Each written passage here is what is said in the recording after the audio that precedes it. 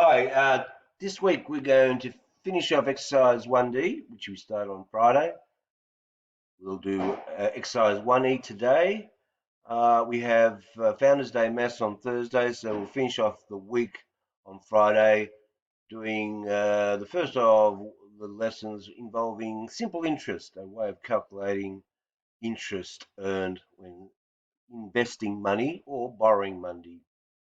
So let's have a look at today. First of all, mark your attendance. That's week 7 now, lesson 1. We then need to go to exercise 1D, which was lesson number 4. And we're doing the second part. So I now need you to watch these 2 remaining videos and then do the necessary exercises as per the work document. So that's exercise 1D. So you'll be doing questions 5 onwards. And then for the second part of the lesson, we'll do exercise 1E. Remember, you do still have to do some homework. So at the conclusion, sometime during the course of Wednesday or even Thursday, even though you don't have formal classes, complete the homework.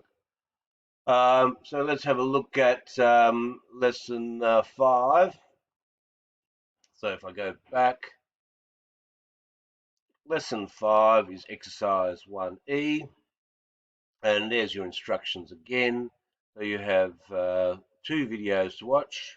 Remember, each time you're taking some notes and putting them into your summary, maybe using these as your example. Remember, the unitary method has been used quite regularly, so make sure that's in your summary book.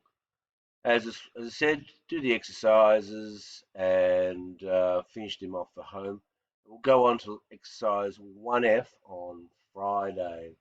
So the next time I'll speak to you is on Friday. Of course, if you have any questions or need help, please don't hesitate to email me and I can do what is possible given the circumstance. Have a nice day.